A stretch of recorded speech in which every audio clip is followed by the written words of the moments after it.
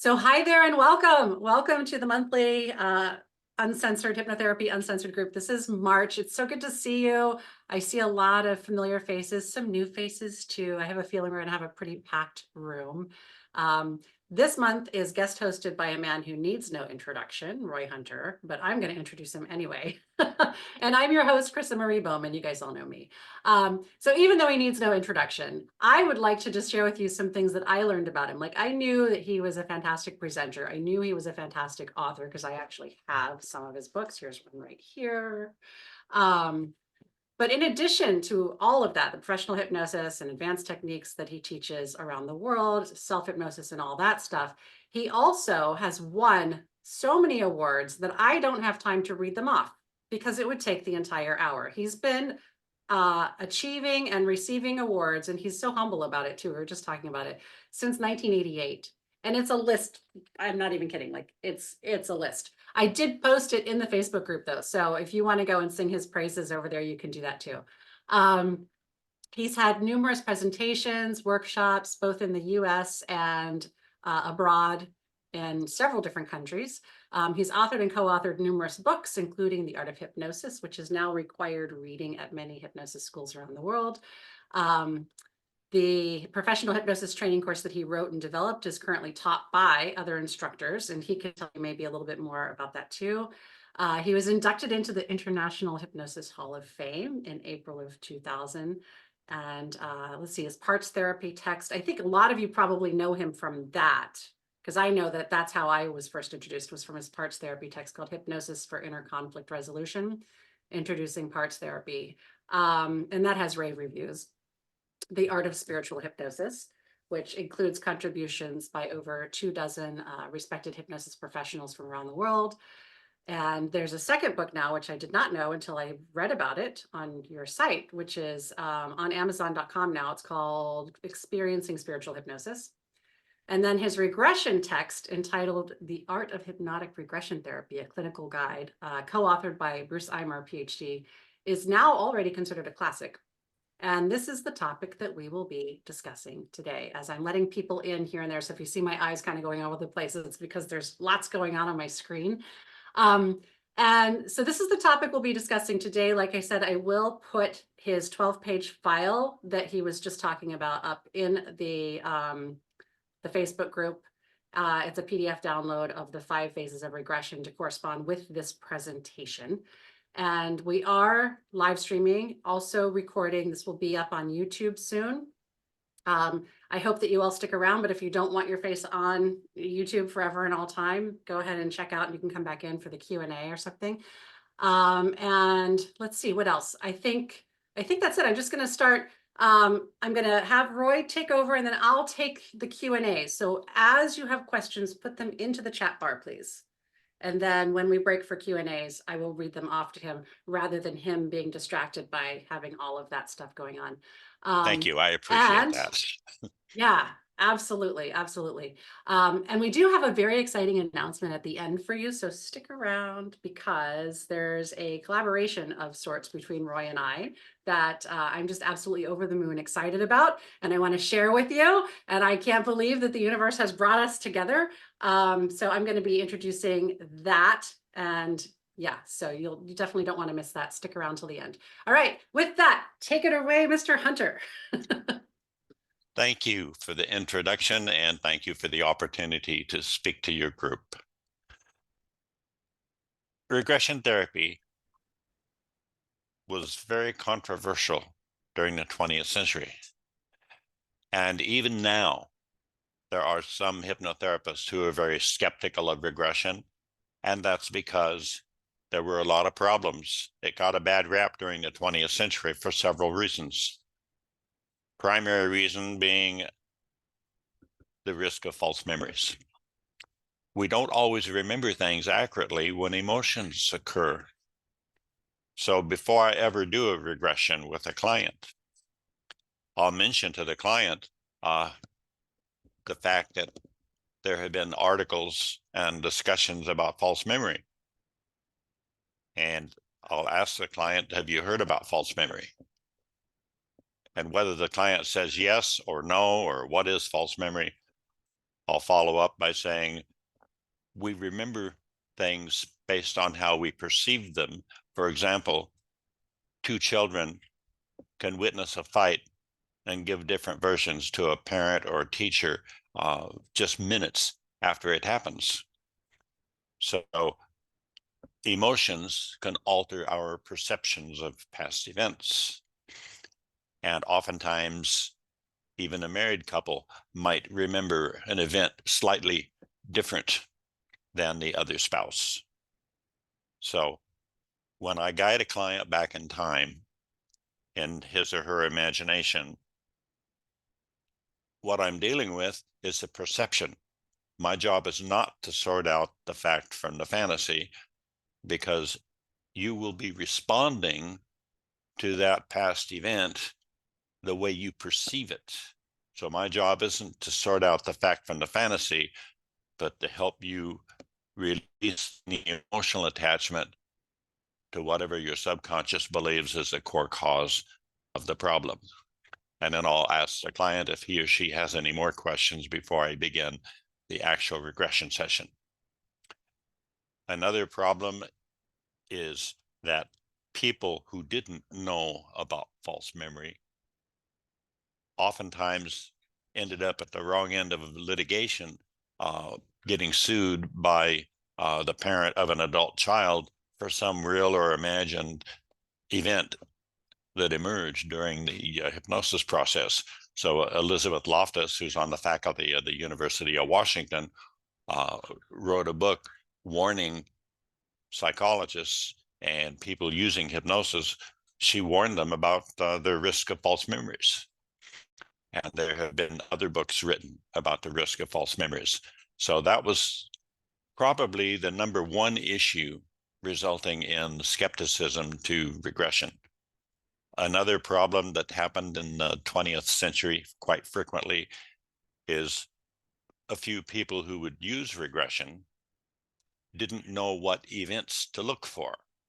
So they would keep a person in regression sessions for months, going through one subsequent sensitizing event after another.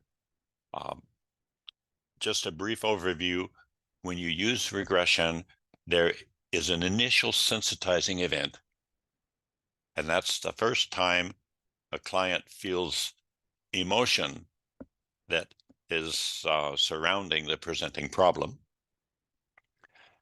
And then you want to look for the event that activates the problem. Sometimes the initial sensitizing event is the same as the activating event.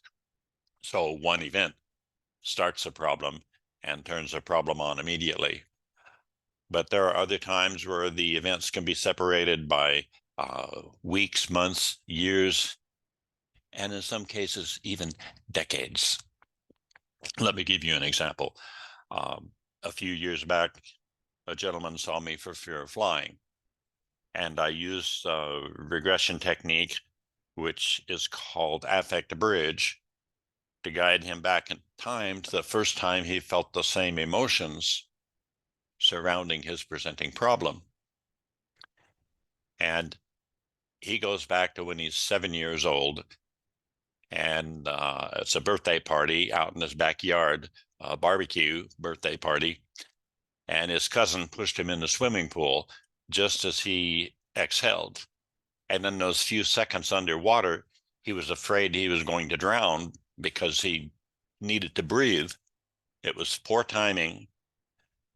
And while I'm guiding him through this, my analytical mind is thinking logically, what in God's green earth does this have to do with fear of flying? Because it didn't make sense.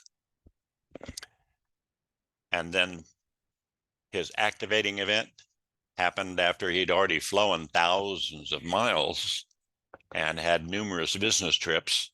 He got on a plane from Chicago to the East Coast, but it was a plane with a propeller instead of a jet. And any of you who have flown a lot, or if you've flown on a prop plane, there's a window seat that has a beam instead of a window, but it's still listed as a window seat. He always liked to sit by the window because he would stare out the window and use self-hypnosis and meditation to stay calm. But he gets on this flight on a prop plane, and it goes into a thunderstorm, and it's bouncing up and down in a thunderstorm. And as he's describing it in the middle of his hypnotic regression number 2, I said, well, how does that make you feel? Oh, I feel just like I felt when I fell in that swimming pool at age 7, like I'm going to suffocate, because he couldn't look out the window and stabilize himself. So the subconscious had the same emotion, and it connected the 2 events, even though the events were separated by over 30 years. And another time I had a lady come to see me for fear of flying. And she said that she and her twin sister used to love to fly together. And she said, I can tell you exactly when my fear of flying started. She said, we got on a plane, took off from Seattle. And within 15 minutes, we both saw fire spewing out one of the engines.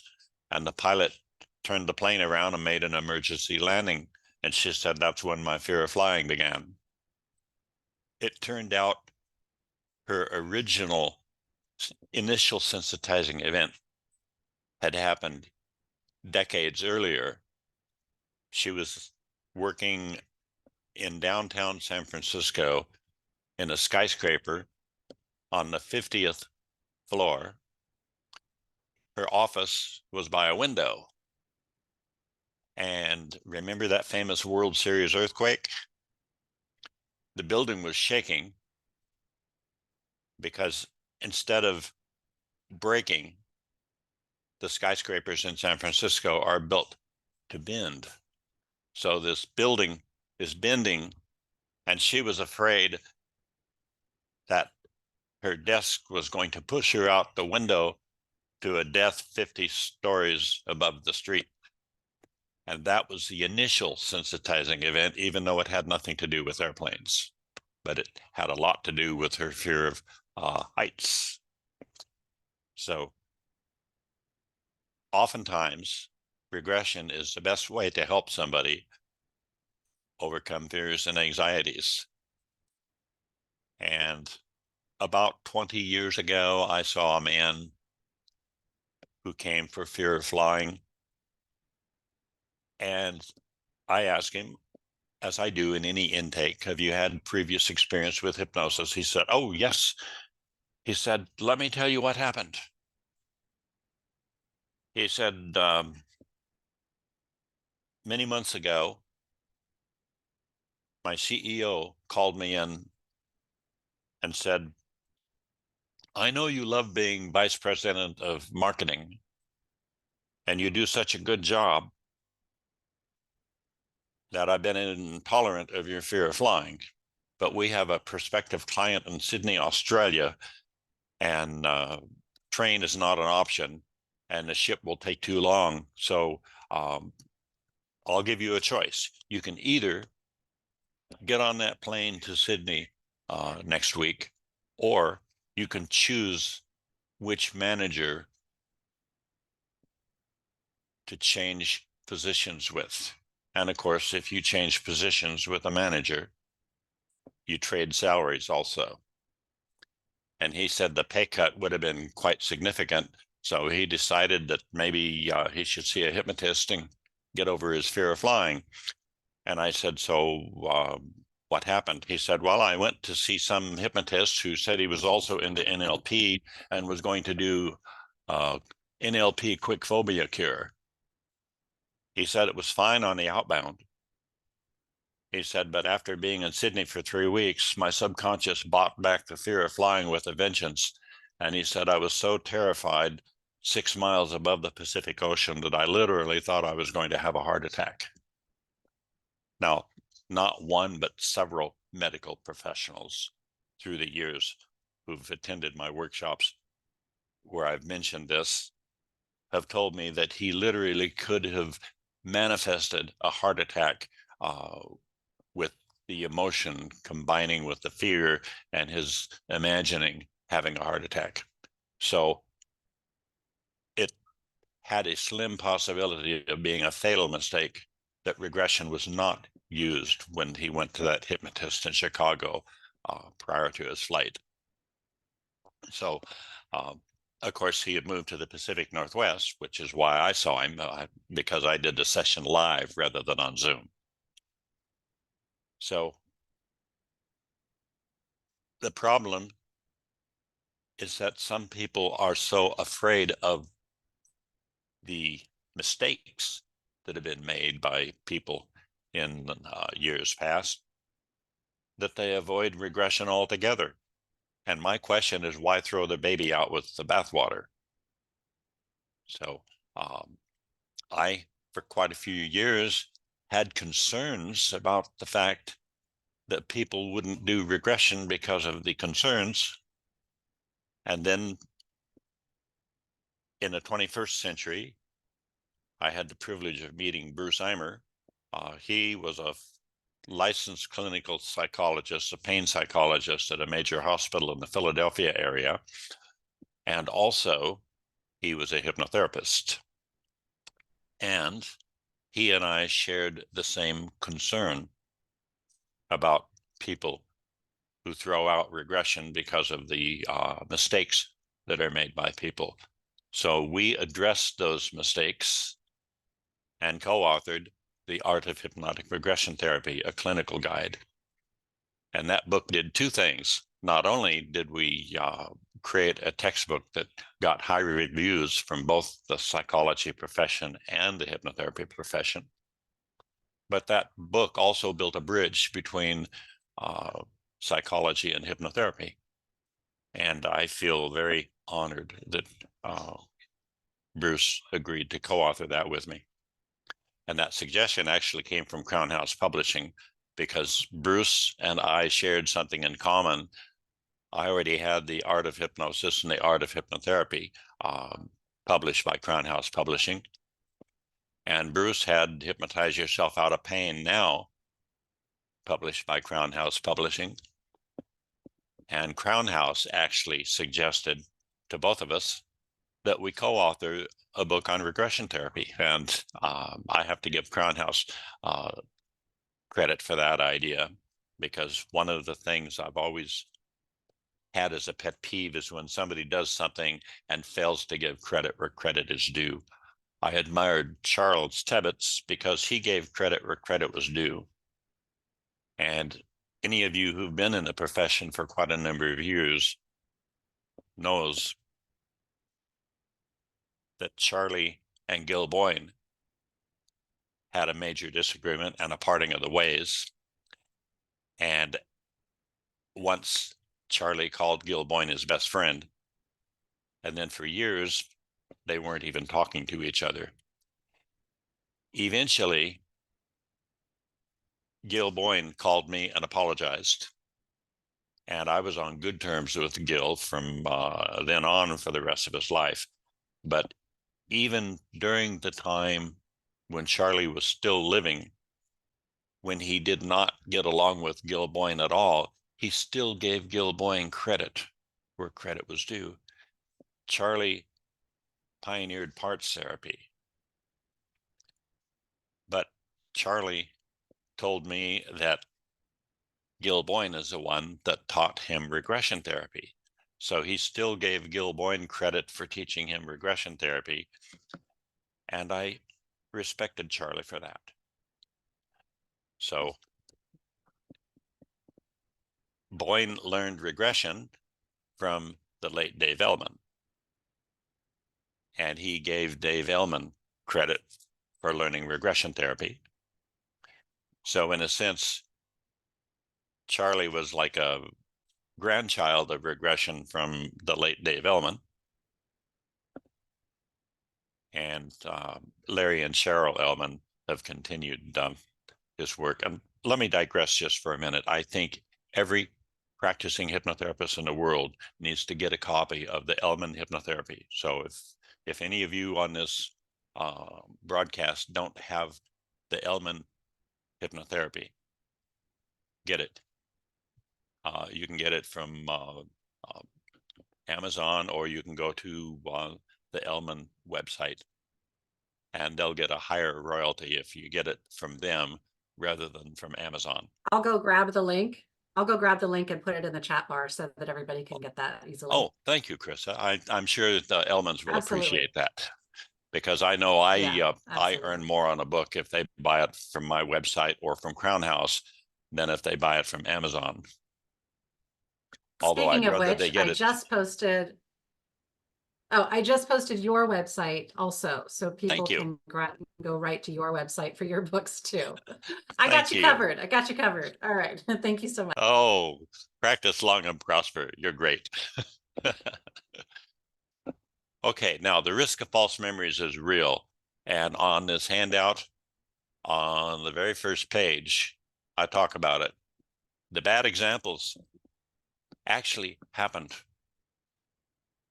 For example, when I taught my 9-month course at Tacoma Community College, after discussing regression and going through the techniques of it, I would have a student do a critiqued session in the classroom.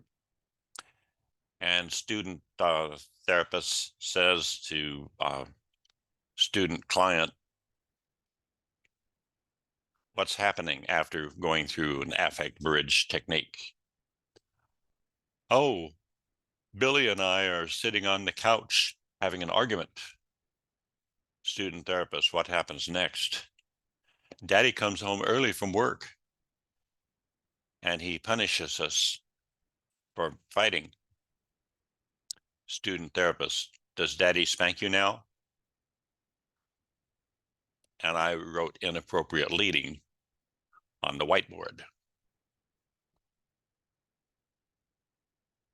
The second I learned about from a client during the intake. She's seeing me for weight management. And during the intake, when I asked, have you had any previous experience with hypnosis? She said, yes. She said, my husband and I saw a family marriage counselor about a problem with our troubled teenager. And she was great as a family counselor. And then on our 25th wedding anniversary, my husband said he was going to take me to Hawaii. And I wanted to look good on Waikiki Beach. So I told the counselor, can you recommend a good hypnotherapist for weight management? And I said, well, what happened? She said, well, I'm also a certified hypnotherapist. I'll be glad to hypnotize you and help you. And I said, well, then how'd that go? She said, well, she told me that most women who were overweight were abused by somebody. And I said, I had a happy childhood. And she said, well, 97% of families are dysfunctional. So let's use regression and find out if anything happened. And I said, well, what happened that turned you off on hypnosis? She said, well, she regressed me back and asked me to go back to a time when my father was hugging me. And then she said, does Daddy touch your private parts? Talk about inappropriate leading. That psychotherapist is fortunate that she didn't get sued. Another time I had a lady who was referred to me from her sister, who was a successful, satisfied client. And she says, before we begin, do you do past life regressions? Instead of saying yes, I said, why do you ask? She said, well, she said, because I went to a hypnotherapist in West Seattle last fall, and she said she was going to use regression to regress me back to the core cause of my overeating. And she said, she helped me establish a peaceful place. And then after establishing a peaceful place, she said, I want you to go back to a past life when you starved to death. She said, I brought myself up out of hypnosis and told her, I don't believe in past lives, and I'm a Christian, And how dare you do that without telling me? So if any of you do past life regressions, don't ever initiate a past life regression on purpose unless the client has asked you in advance of the trance.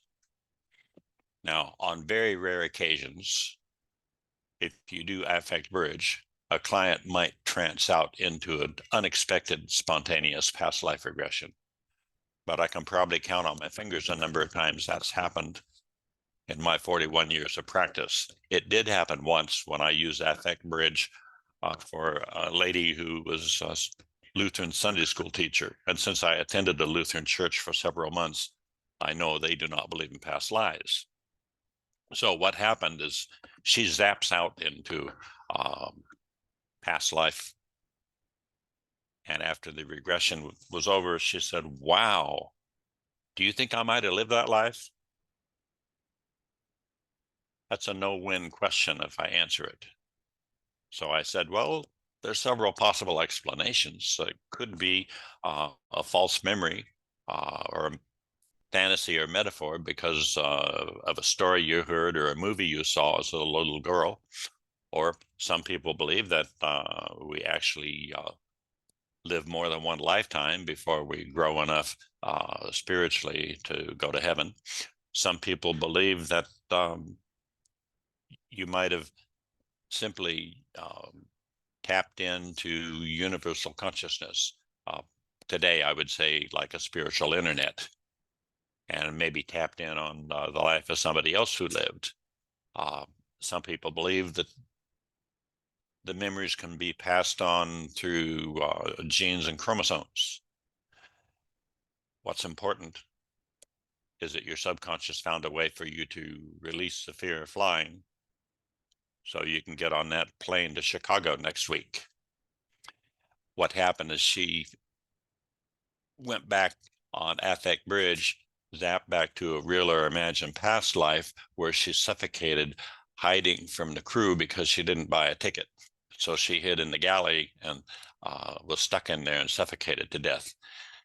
And she said, "Oh, it's not the fear of heights that makes me afraid to fly. It's the fear of suffocating to death like I did in that past life." So you understand, if I had answered her question either yes or no, if I say yes, you quite possibly could have lived that life. She could have a crisis of faith, or her husband and or pastor, and she was a good friend of the pastor, they could have said I was a flake. And if I said no, I would have invalidated the therapy. Instead, I didn't tell her what my opinion was. I gave her the possible explanations. And then about 3 years later, I bumped into her at a line to check out a movie from Blockbusters, which went out of business before the end of the 20th century. And she said, "Oh, hi, how are you?" And I said, "I'm not good with names or faces. Are you one of my former clients?" And she said, "Oh, yes, I saw you several years ago for Fear of Flying. And I just want you to know I've flown over 250,000 miles since that session.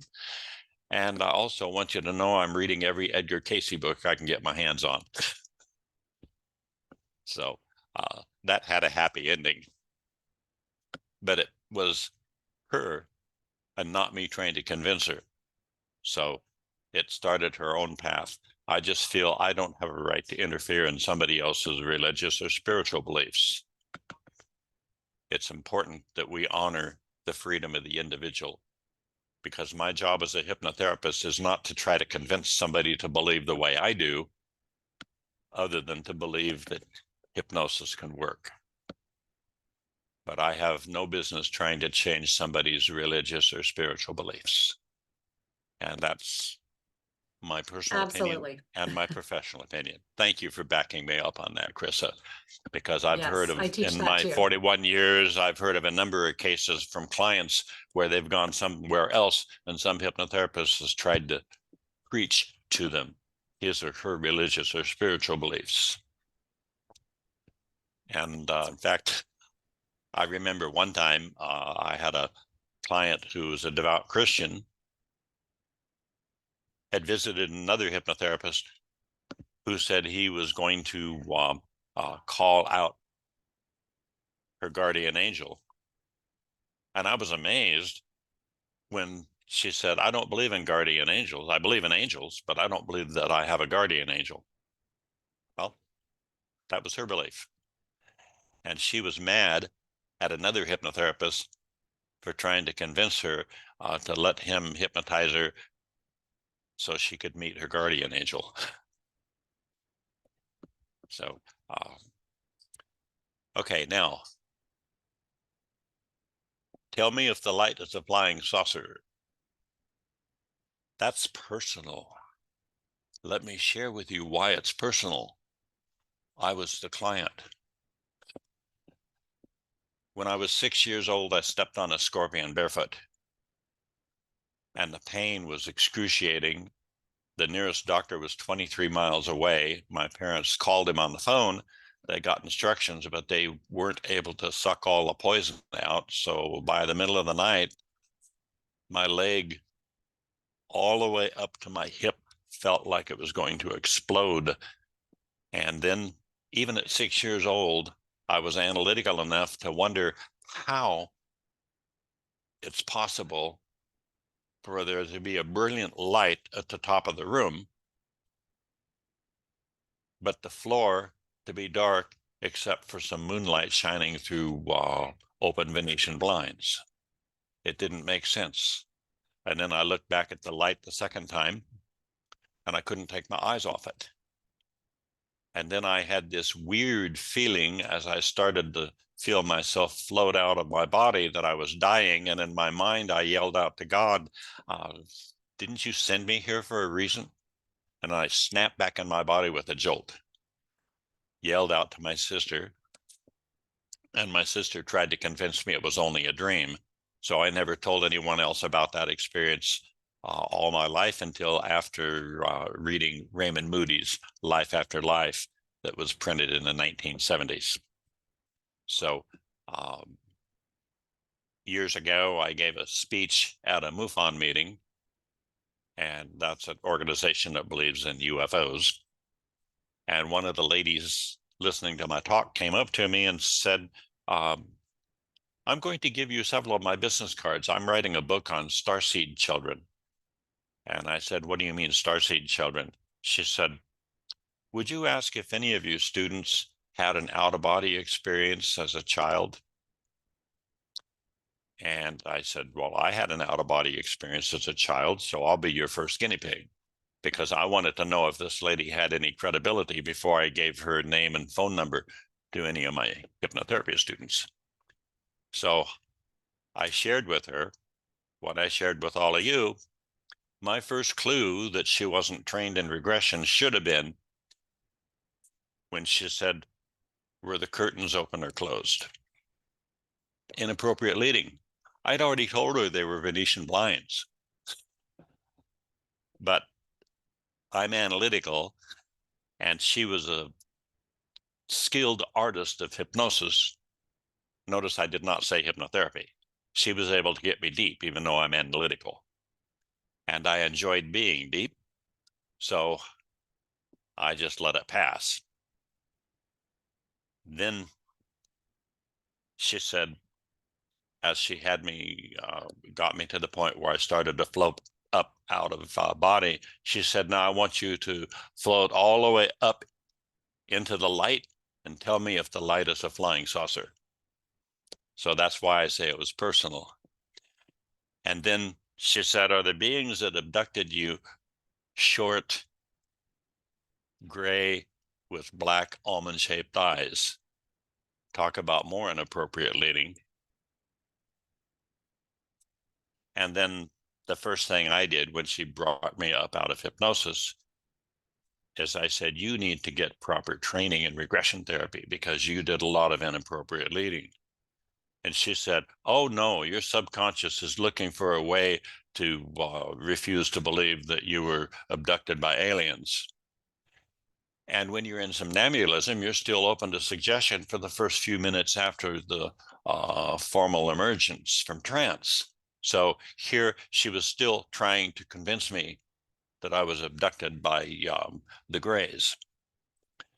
So naturally, I didn't give any of my students that lady's phone number or name. But now you know why that fourth one is personal to me. And then just a few months after that incident happened, I'm at National Hypnosis Conference, and there's a published author there giving a presentation, and she asked for a volunteer. Volunteer comes up, she hypnotizes him, and then says, "Were you ever abducted by a UFO? If so, please move the yes finger." And his yes finger moved. So I don't know whether he was someone who had really been abducted or whether he fantasized that because of being asked a leading question. And the worst one I ever saw was at a hypnosis convention. A hypnosis instructor hypnotized somebody and said, "Now I want you to go back into a time when you first felt a demonic presence." That's horrible, inappropriate leading. He actually had that poor lady believe that she had a demonic presence inside of her. And I couldn't let that slide. So I confronted him afterwards. I said, "You're a hypnosis instructor. You should understand the difference between leading and guiding." He did apologize to me, but I've actually seen similar mistakes like that 3 times during my career, and I've talked to several people who had it happen to them. So even if you're doing parts therapy, don't assume a negative part is a demonic entity. Ask that part.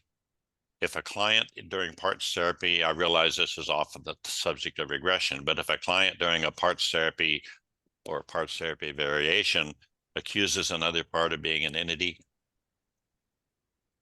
it's safe to make one assumption. The one I'm assumption gonna that's go safe. put her in the car. You drink your Uh-oh. juice, okay? Sorry, The assumption, I somebody's didn't understand that. It was a muffled verbal, but let me finish the statement and then I'll take that question. The one assumption that's safe, if one part accuses another part of being an entity, you can assume the client at some level of consciousness believes in God or a higher power. So I will ask that part most closely connected to your perception of God or higher power to come forward and provide some words of divine wisdom. I don't ask a yes or no question. I'll say, "Can you please provide some words of wisdom regarding?"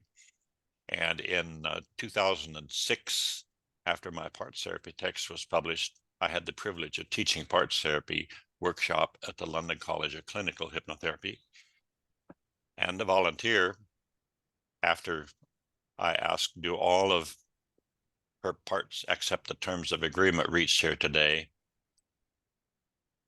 Please indicate by moving the yes finger, or please indicate with the appropriate finger response." She verbally said yes, but the no thumb moved. So I called out the part that objected to the terms of agreement. The part said it was angry. And then while angry was complaining that she never took enough time for herself because she was so busy being a good psychotherapist and a good wife and a good mother that she never took time to do what she wanted to do, one of the parts said, "Isn't it obvious that anger is an entity? You need to cast it into the light." So I called out her higher power part, and her higher power part told the other 2 parts to accept angry as a legitimate part. And then the higher power told angry to change its name to Muse because she was supposed to be her inspiration to explore her talents. So I thought I'd bring that in there. If you go looking for something bad, you'll find it. And one of the worst mistakes you can make in either parts therapy or regression therapy is to go looking for something that you think happened, whether it's an event from the past, because that's a good way to install a false memory. So you got to use open-minded questions. What happens next? Make a report is a good comment. And since I don't have time to go through this whole thing, let me just mention there are 5 phases. You'll see those on page 2. The preparation, that's where I do a pre-talk about false memory with a client. And there are several different regression techniques to discover the cause. Affect bridge is my favorite one, but there's age regression, regression by calendar years. There are others. And then the third phase is handling abreactions, because usually a person has to feel some sort of emotion in order to release his or her emotional attachment to the core cause.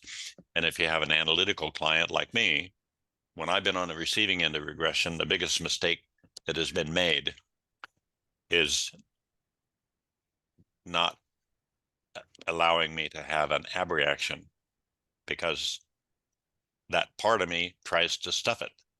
So the best question to ask me when I'm client is, how does that make you feel? I have to tap into those feelings in order for the regression to be successful. Then subconscious relearning or reframing or reprogramming, once the core cause is discovered and released, and you've also done proper procedures to find out whether there's anything else that needs to be discovered and released, then you can emerge the client and conclude the session. And in my 2-day regression therapy workshop, I go through all of these step by step. I also teach you how to know when regression is indicated, because sometimes it's obvious, sometimes it's not obvious. So, for example, my first year in the profession, a smoker didn't succeed with my normal approach that has a good success rate. So I did idiomotor response questions and went through what Cheek and Lacron called the 7 keys. Charles Tebbets called it the 7 psychodynamics of a symptom. And the category that I got a yes to involved regression therapy. So I used age regression, and he stopped me when I got back to 16. And his father caught him smoking behind the barn with some high school buddies.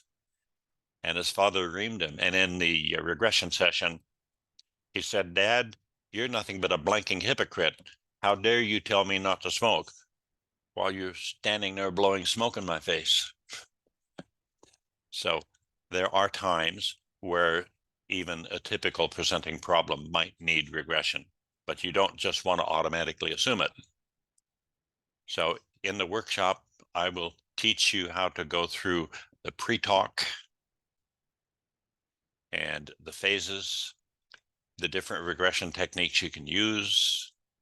There are some sample scripts to get you started. You'll see some of that overviewed on this handout, but the actual workbook that comes with the regression workshop is over 60 pages long. So it's in depth, it's fully referenced. And years ago, Bruce Eimer actually got it approved for credits for licensed clinical psychologists and psychotherapists. Although I would have to find out from Bruce if I can get permission to grant CEs for licensed mental health counselors. And he has the authority to do that, but I need to clear that with him in advance. But you can get CE credits through for any hypnotherapy association, because most associations are good about granting continuing education for their membership requirements when people take my workshops. So we have a few minutes left, and rather than going through a lot of other stuff, I would like to open it up for questions. Fantastic. Thank you so much. I feel like I could learn from you for years and years, Roy. Just thank you so much. I wanted to, everything you said about running into parts that are entities, is exactly how I teach it too. Like, I don't even really use the word entities, like even with a client who believes in them. Because it's just such an out there concept for a lot of people, and I don't want to scare them. Oh, it So is. when Yeah. we run into them, I'm just like, hey, is this a hitchhiker or does this actually belong to you? And we sort of go from there. But yeah. Well, and of course the question is it a real entity or is it an introject? Right, exactly. And my there's a job way that isn't to we prove kind of go whether through it that is or to isn't, but to deal with what emerges. what comes up. I heard Charles Tebbett Yeah. say, deal with what emerges so many hundreds of times in the months I studied with him that I didn't want to hear that phrase again. But boy, when I started teaching hypnosis 3 years later, I now understand why Charlie said deal with what emerges, because sometimes what emerges is not expected. Yeah. And Yeah. when you do parts Yeah. therapy, be prepared for the unexpected, or be prepared to be Absolutely. surprised. I think always, the very first academy that I went to for hypnosis and hypnotherapy taught one specific method. And I kept having clients that were doing other things that didn't fit in that method. So I was like, well, my options are I can either like dismiss the clients, like invalidate their experience, which I don't want to do, and say like, I'm sorry, you have to do it this way because that's like all that this school taught. Or I can go get more education and just learn how to do exactly what you said, deal with what emerges. It And is so my I went profession. that route. It is my professional opinion that in order to have the highest probability of a long-term success rate as a hypnotherapist, you need to be competently trained in regression therapy and either parts therapy or one of its variations. There are variations to parts therapy that go by different names, but are based on the same concept. Some are more effective than others, but I cover that in my parts therapy workshop. And I don't want to take the time here to do that, but you and I can Well, have and a we will future talk about discussion that. about Yeah, that. exactly. Because we're going to be collaborating on that. I'm going to be hosting Roy as he offers us this 2-day workshop that will be over the course of 2 different Saturdays. So instead of back to back, it'll be a week apart. It's going to be April 27th and May 4th. I think we agreed on 11 a.m. to 7 p.m. Eastern time. So that means 9 a.m. to 5 p.m. Pacific. It is The pretty mountain late time. for, Yeah, mountain time would be 10 a.m. to 6 p.m., right? Or 5. Oh, you said okay, time 11 zones. to 11 to 7 Eastern 11 time to would 7 be 10 to 6 Central time, Central. 9 to 5 Oh, okay. Mountain time, 8 And then 8 to 4 Pacific, 4 right? Pacific time. And then it will be pretty late in the UK as far as when it ends. But if you can do it, that would be great. Reach out to me because there may be a possibility of a replay, or there's also one that Roy already has sort of packaged up. But I have an older we'll version available on my website. And normally, and I have a version of parts therapy. It was recorded over a decade ago in Southern California. And I also have regression therapy. It was recorded over a decade ago. Breaks and most off-topic questions are edited out. It normally goes for $195, but to honor your investment in time listening to this presentation, if you mention that you heard about it and attended this talk, you can email me and I'll give you instructions for how to get it for $175. I'll give you $20 off the normal price. Fantastic. As But a way hopefully of you'll saying actually come thank to you the for listening. live. That's so generous of you. Thank you, Roy. If you would like to at least be on the wait list, because I don't have all of the stuff up yet. So here's what you can do. I put a link if you look in your chat bar right now, and I'll also put it in the Facebook group. And this just puts you on the wait list. If you get on the wait list, then as soon as we get everything hammered out, I'm going to send you all the information and you can just jump in. And I think we're going to do, I'm not sure what the rate is going to be yet, but for like the first 20 people, it will be less. I know that. We're going to do like the first 20 people that jump in, you're going to get a slightly lowered rate. So we want to try and get this as full as possible. Let's see. I also wanted to just say, Roy, we can talk about this a little bit more after everybody leaves, but there might be a possibility of turning this one into a mini course because I know how to do that. And the video Oh, you do? editing and Oh, all that okay. stuff. So we'll talk about that. Yeah, because wouldn't it be nice to have one that's like updated? Because if the last one you did is 10 years, so just to have that in your mind. And then we have a question from Sarah W. She said she'd love to hear from you about how you address the client arriving at subsequent sensitizing events while you're regressing to the ISE. If time permits, I will do the second regression at the same time. If I run out of time, I will set up a session for the following week. That's the short answer, but in the actual process, after the first event is cleared, I guide the client to his or her peaceful place and ask, please answer with the appropriate finger response, or if it's a Zoom session, with the appropriate head nod. Is there anything else that must be discovered and released? And that's how I know whether I need to do another regression or not. I see. So you'd clear an activating event or a secondary tertiary event. And if once that's clear, then go back even further. Is there an earlier time, for example, that we might need to release? I don't always know until the second regression whether I got the initial sensitizing event or the activating event. Mm-hmm. And how are you deciding? More often than not, I'll get the ISE on the first regression and the activating event on the second session. But sometimes I'm surprised and it's the other way around. Yeah. Is there a giveaway that you frequently see that indicates, actually, I'm at a secondary event as opposed to the initial sensitizing event?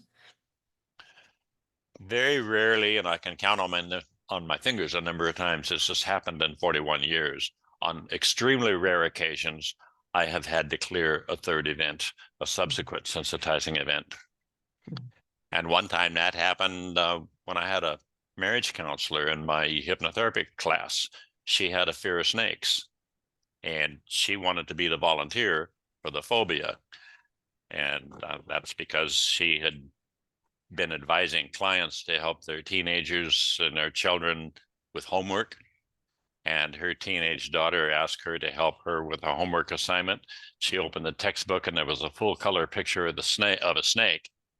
And she screamed and dropped the book on the floor and said she felt like a hypocrite. So it's time for her to deal with her own fear of snakes. So after the initial sensitizing event and activating event were cleared, and they both happened the same day when she was 6 years old, they were only hours apart. The subconscious indicated that there was another event to be cleared, and that happened many months later after Big Brother scared her with a picture of a color snake. Snakey's going to get you. Run, run, run for your life. She inherited the imprint from her father, who had a horrible fear of snakes, because she started out giggling, oh, Wiggly, Wiggly, and had this big grin on her face. I said, what's Wiggly? Oh, little snakey. And I said, what happens next? Oh, Daddy's running. Run, run, run for your life. Run for your life. Drop the snake. So she's sitting on the front porch with Big Brother, watching her father kill the snake to a bloody pulp with a shovel. So she had that imprint from her father that she should be afraid of snakes. That was her ISE. Activating event happened later that afternoon when Big Brother brings a garden snake in, drops it on her lap while they're watching cartoons, and says, Snakey's going to get you. Run for your life. So the activating event was only hours apart from the sensitizing event. And then after that third event was cleared, I thought, well, certainly this is going to be cleared now. I asked, is there anything else that must be discovered and released? And the yes finger moved. The only time in 41 years I had to clear 4 events in a regression. But what happened is she Wow. moved forward in time. When I said move forward in time to a very significant event, where are you? Oh, my boyfriend and I are at a frat party. And long story short, the host had a big snake grouped around his neck, and she didn't want to go near it. Her boyfriend decided to play a trick. He went to get her a drink, but instead of coming back with rum and coke, he comes back with the snake and throws it around her neck. And she runs out the frat door screaming, almost gets run over by a car. And then when I emerge her from hypnosis, the first words that were said came from one of the students. I hope you dump the boyfriend as fast as you dumped the snake. And she said, as a matter of fact, we split up that very night. And my next boyfriend is now the father of my children. Good for her. So Wow. Can That's pretty Okay. can I just incredible. touch back about that question? If and the way that you presented the story of that clearing the 4, it sounded like it was from the youngest to then when she was a university student. If you landed back with somebody, a different client, fear of spiders, for example, and they were 8, would you clear that event and then continue back in time if there were any more to be found? Or would you say, okay, we'll pause there and let's see if there's something at an earlier time without clearing that, say, the imprint at like 8 years old? whatever they go back to the first time, Mhm. I confirm with finger response or head nod that that event is cleared. And then I take the client to his or her safe, peaceful place and Yes, ask, is there anything else that must be discovered and released? I And see. if I have time that day, then I'll say go either forward or backward in time to a very significant event. I understand now. Thank you for making Okay. that so clear. You're That's welcome. wonderful. And if I don't have time, Fantastic. then I'll schedule a follow-up session. Okay, it's Do we have 12 any other o'clock. questions? I'll take another question if you want to stay a few minutes late. Yeah, do we have any other questions at all? Anybody? I know we had a few people that joined a little bit late, so if there's just maybe one, no? Okay. And I did want to go ahead and just put this link up for the Dave Ellman book again. If you look in the chat bar, there's a whole bunch of links, and each one corresponds to something that we've discussed in this in today's presentation. Or there's also the YouTube link so that you can watch all of the spotlights that have been guest hosted by different people, and you'll find this one there within about 24 hours. I just have to sort of tidy it up a little bit, and then I post it into YouTube. So yeah, I think that that's pretty much, we've covered everything. I have also posted all of the links in the Facebook group. So I really hope that we see you guys, more of you guys, for the workshop. I am just so absolutely honored and humbled and just beyond amazed that I get to help Roy present this stuff to everyone towards the end of April. Yeah, I mean, it was actually a happy accident. It was totally an accident. The thing that wasn't supposed to happen at all that actually kind of made a few other people angry was this email onslaught that accidentally got triggered. There's all these people like, Kryssa, why do you keep bombarding me with emails? And I was like, it was an accident. But Roy very graciously responded saying, hey, I really like what you have to say. Like, let's chat. Maybe we can do something together. So anyway, Pam says, thank you so much for this fabulous information. Janine says thank you. Chris and Nikki say thank you. April says thank you. Delane, oh, you're just getting so much praise, Roy. Delane says it's been very informative, that she's been a fan of yours for years. I did put the link to Roy's website also in the chat, so you can find that and go direct to buy his books. My wife and I love Star one. Trek, so let me say practice long and prosper. Yes, live long and prosper. Thank you. And we will see you soon, everyone. Reach out to me if you can't find anything that we've talked about. Just reach out to me directly. I'm a pretty hands-on person, you know that. So, all right. Thanks so much. And Roy, I will stop recording and stop live streaming so you and I can just chat for a little bit. And Okay. have a wonderful rest of your week. We'll see you next month. First Wednesday of every month, I have a different spotlight guest host. So check in next month and I'll see you then. Bye, guys. Bye, everyone. Thank you so much. It was great. Bye, Peggy. Yeah, absolutely. It's nice to see you.